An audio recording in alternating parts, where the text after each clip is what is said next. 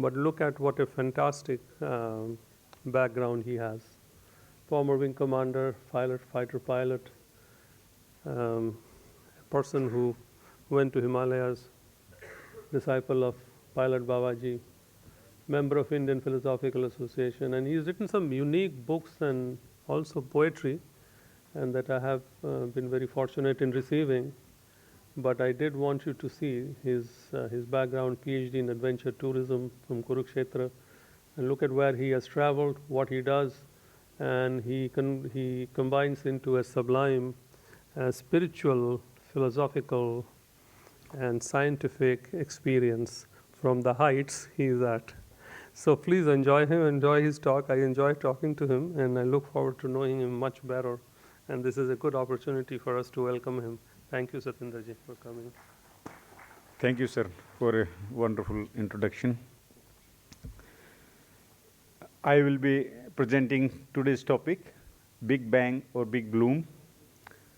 I will talk about the universe and Jagat as we know it. Then what is Big Bang theory, how we evaluate that logically. And then I will also tell you some key concepts and talk about consciousness and nature, and then how the big bloom comes to be. Then I will talk about few key ingredients like Mula Prakriti and principle of Mahat, which is given in our scriptures. And then who is the mover of the cosmos, why all this motion is taking place, and what is the shape of cosmos, the entire Jagat, what shape it is. And thereafter I'll take on any questions if you may have. From thousands of years since the mankind is thinking, we are continuously wanting to know who are we, what is our surrounding, and where have we come from.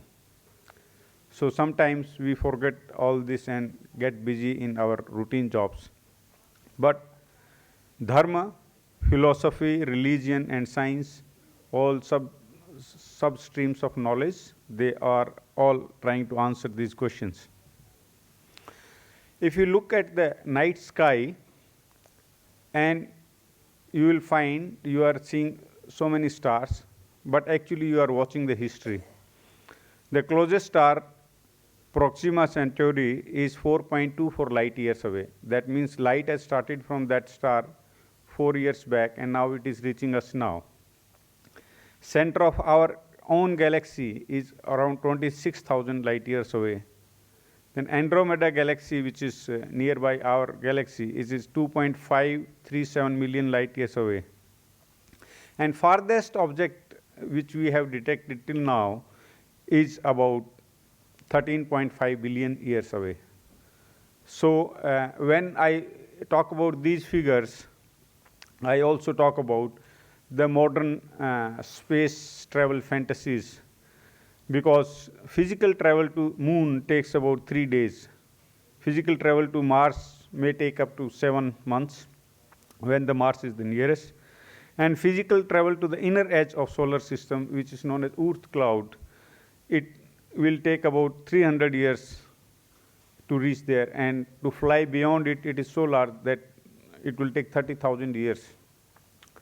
So unless we have some technology which takes us to time travel or flying far more than the speed of light, we are not going to leave solar system at all. So all these fantasy stories about space travel and everything are asat. Asat, when I talk about, or imaginary fantasy, which are actually dividing our attention and putting it elsewhere than solving problems of the earth.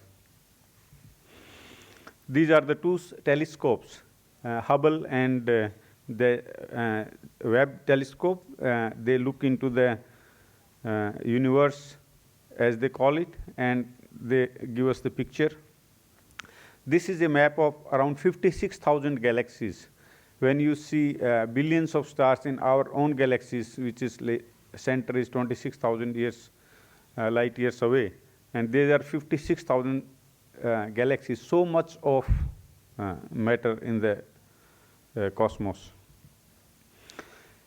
And how do we know Jagat? Who tells us? Shri Krishna in Gita, chapter 15, he says, cosmos is like a tree whose roots are on top and branches are downwards. The verses are the leaves of this tree. The one who knows this aspect of universe is knowledgeable.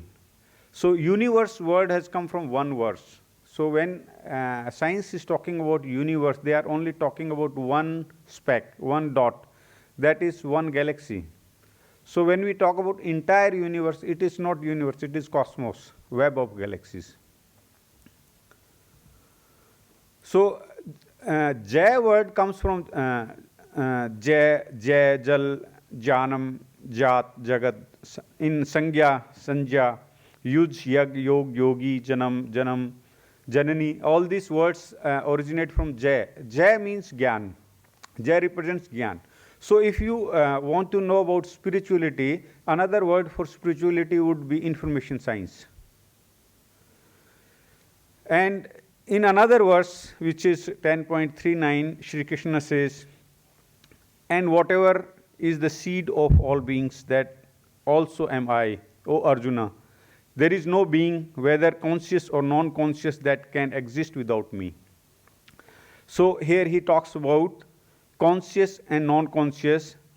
Bhutam characharam means char and achar both. So today's science only talks about achar, theory of everything, whereas our scriptures talk about both intelligent and not intelligent, people who can interpret and things which can be interpreted. Also, in ancient Greek, when Plato was there, he had a philosophy of things, theory of forms, about distinction between the reality. And in that time also they talk about existence of abstract objects, objects that do not exist in space or time, and which is therefore entirely non-physical or non-mental. So they started from good. What is good? Highest good is non-physical. So the word God has also originated from this good. Jesus never used word God. The God word has come from Greek good, highest good. And below that they had nous, which is like where all the knowledge resides. It is like Brahman in contemporary literature. Then world soul and individual soul, they were also objects in the Plato's interpretation before the physical world. So there is a parallel between our philosophy and Greek philosophy also. This I have projected to show you that knowledge, true knowledge, is actually across the civilizations. There is another theory of atomism. What we are made of is Democritus, around 460 BC, he stated that this entire void which is there, the Akasha, it has got infinite number of atoms, and these atoms, the word atom means indivisible, or these are eternal, absolutely small and incompressible, and they fill the space. And they are homogeneous, they differ in shape, arrangement, position, and magnitude, etc. And soul is also made of atoms. So he said that every atom has to follow its path. Then we will be moving like machines. But then we have free will. So they said the free will is because there is a vibration of these atoms. So the vibration of atoms, the explanation for the free will was given. And this also led to the further thinking in the Heisenberg's uncertainty principle, which is there in modern science. In the 15th or 16th century, René Descartes, he gave a theory of mechanistic universe. Although he was a Catholic and he was also a good Christian, but by following the formula, laws of motion and mathematics, he said that there is no need now to define God, because we can see how the universe must have moved or formed. And his ideas, which he portrayed in this his discourse, and they appeared to anybody as atheistic. Whereas there were contemporary philosophers, one was Pierre Gassendi. He said these atoms are devised by Christ, so Christian atomism. And there was another philosopher, Henry Moore. He said there is the matter which is guided by spirit, and he believed in immortality of soul. Probably he was influenced by our civilization. Then came Georges Lemaitre, and he gave a thesis in 1927, the primeval atom.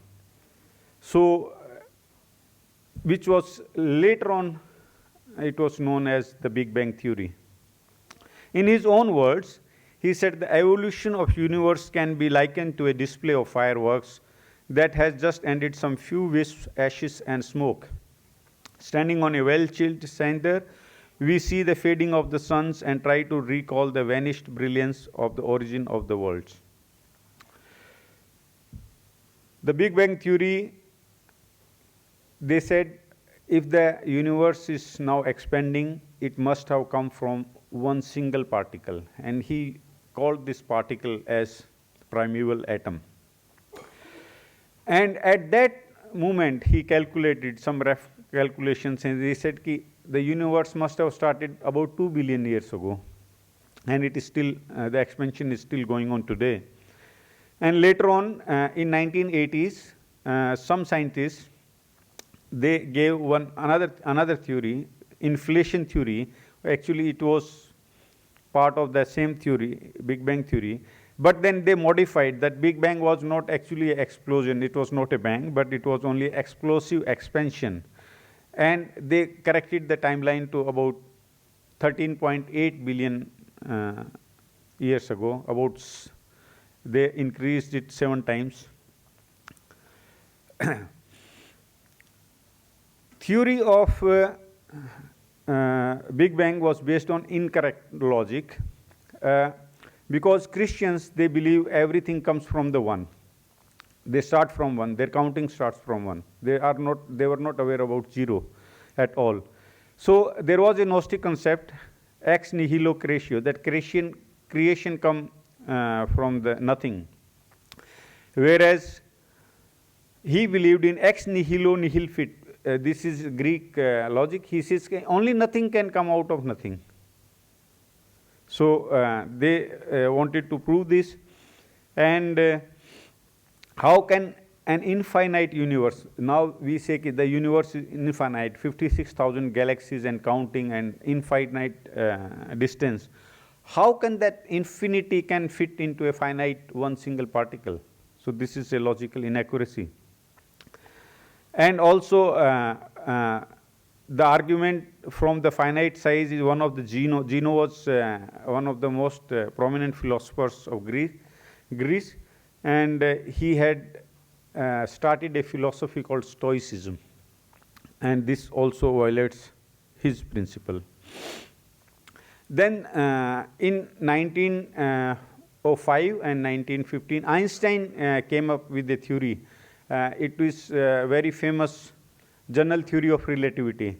In general theory of relativity, Einstein assumed that the space is homogeneous and isotropic. Basically, he said this entire universe, it does not have a center, firstly, and then the entire space is same. Whether you are outside Earth or outside the Milky Way or everywhere, the space is same.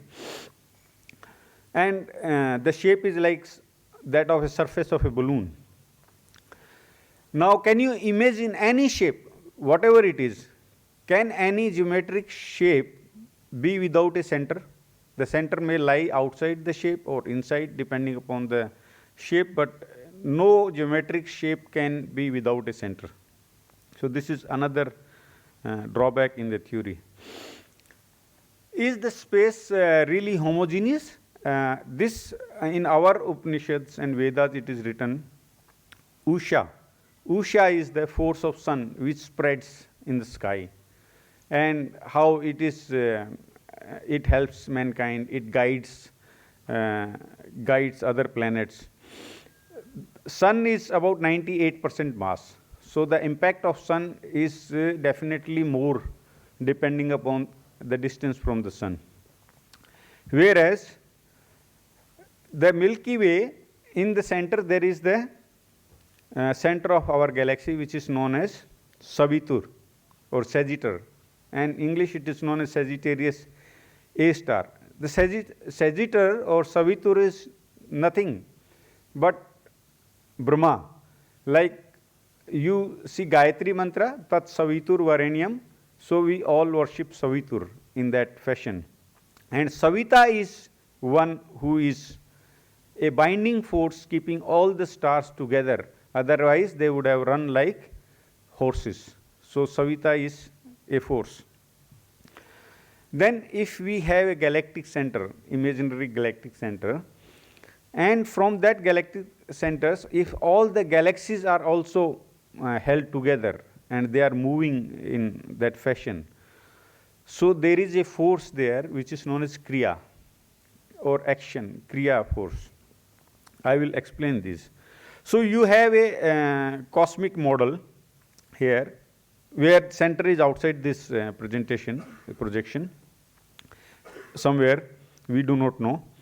Whereas entire space is now influenced by Kriya, and then we have galaxy, our Milky Way galaxy. The entire space is influenced by Savita, and then we have our solar system in which entire space is affected by Usha. So how is this space homogeneous? Can we now imagine that space is homogeneous? So another thing why that theory is incorrect. Another few questions, when we say there was one primeval atom, where did that atom come from and what caused the expansion? And what is the scale of time which was used when we calculate 14.7 billion years ago? Was it the Earth time? It appears to me that it was a linear time scale, which was Earth time, which was used.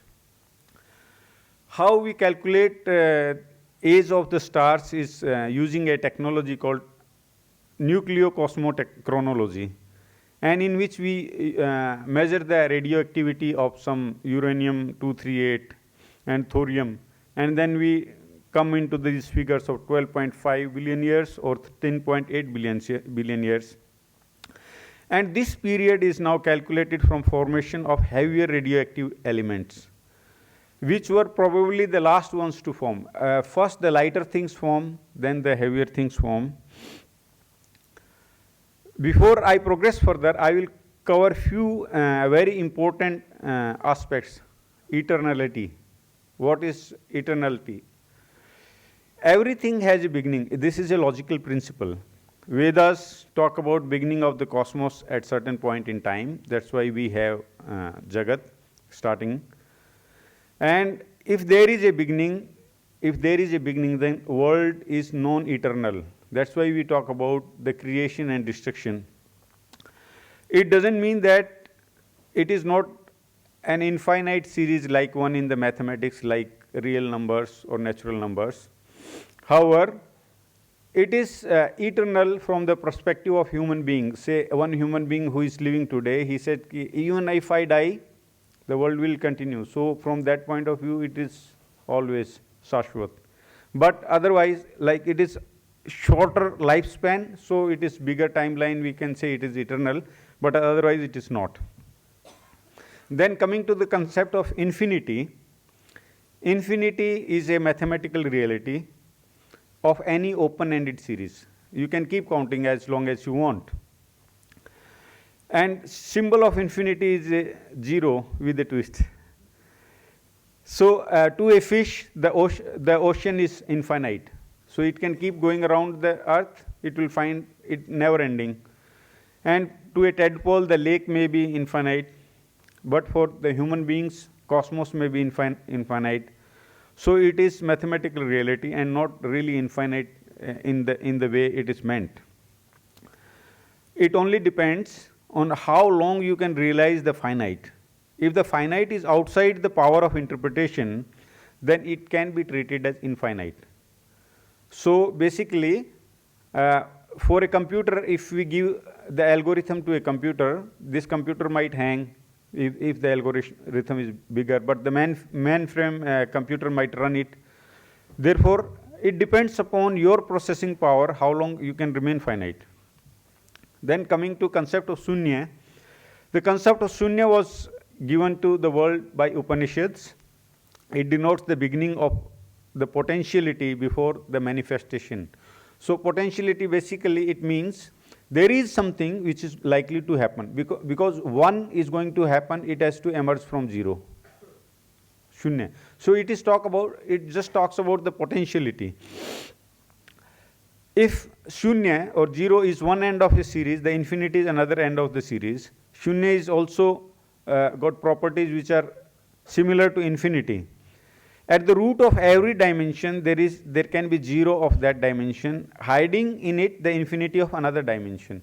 So when we talk about dimensions, like if we move from matter, then we go to space. If you go from space, then we go to energy. And if you go energy to time and all this dimension in that manner.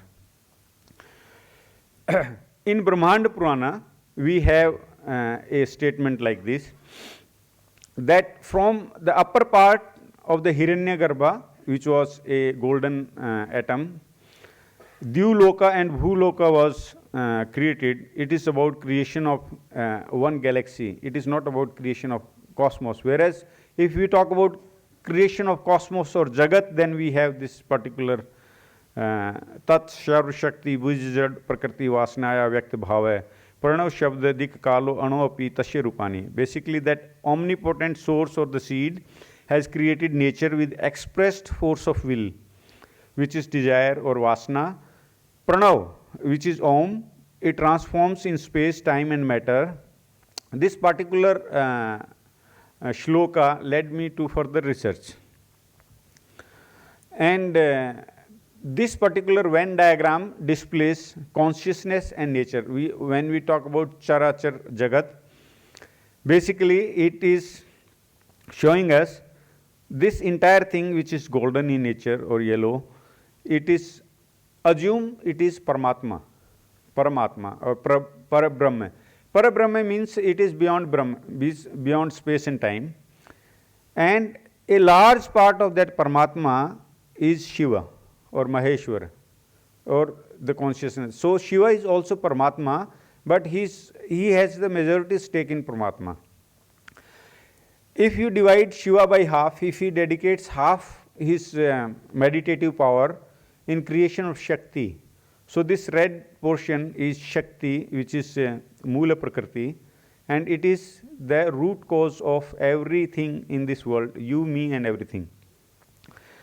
Whereas another part of Paramatma is Vishnu, Bhagavan Vishnu, which we call, and he is sequencing that energy. It is time. Whereas small part is also space. This is the way Brahma rises from Vishnu Nabhi, so Padma Nabhan.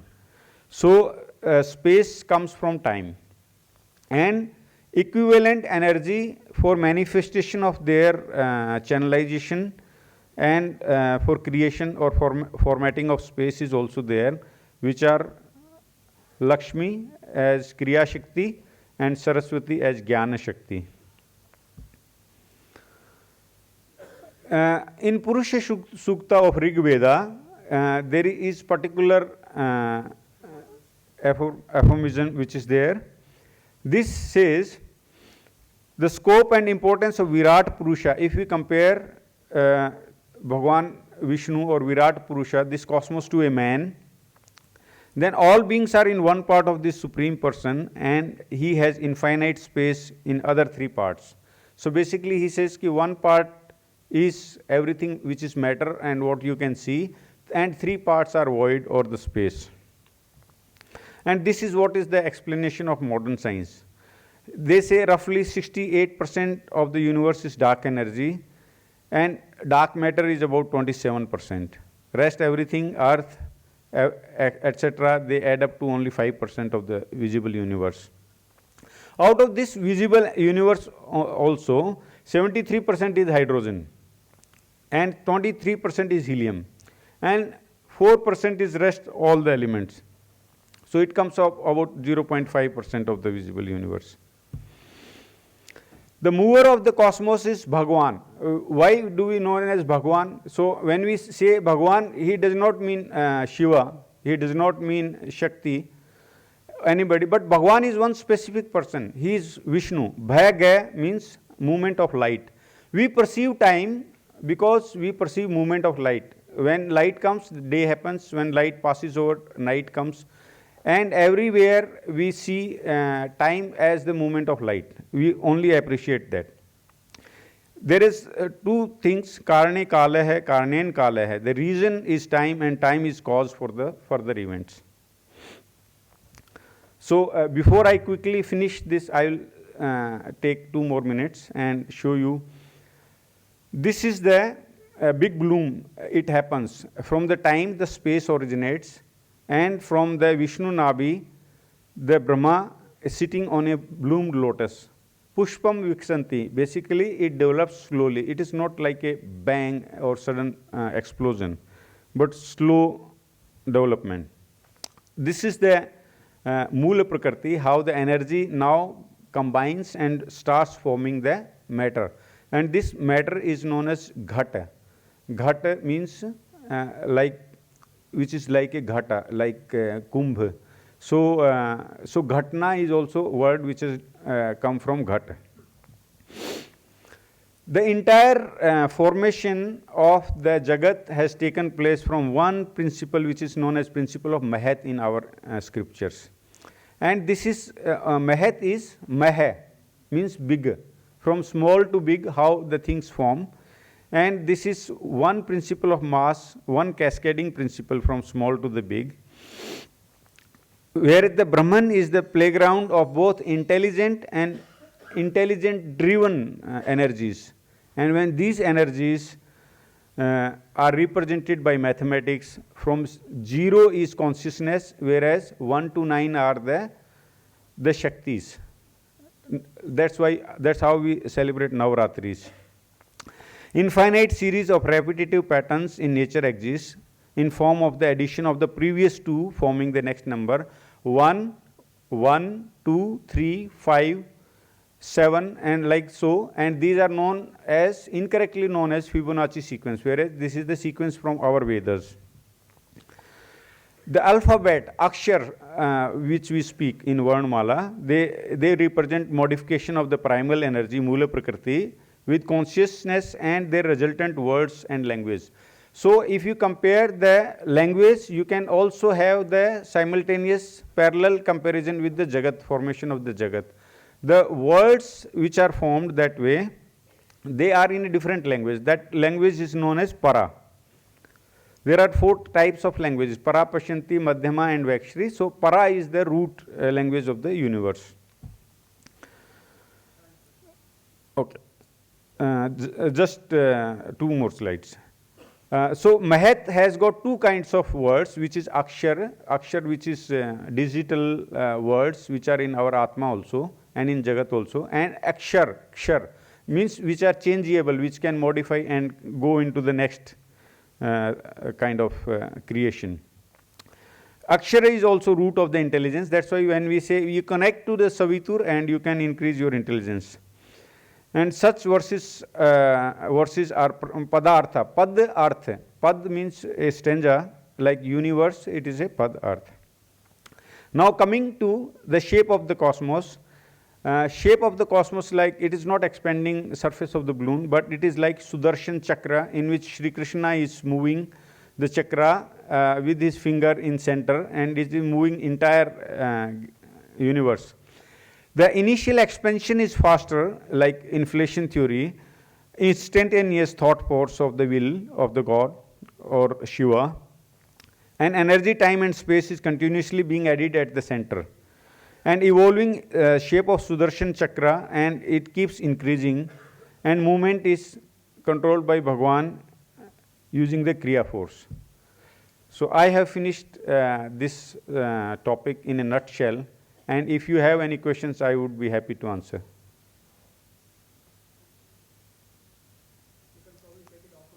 Okay. Thank you.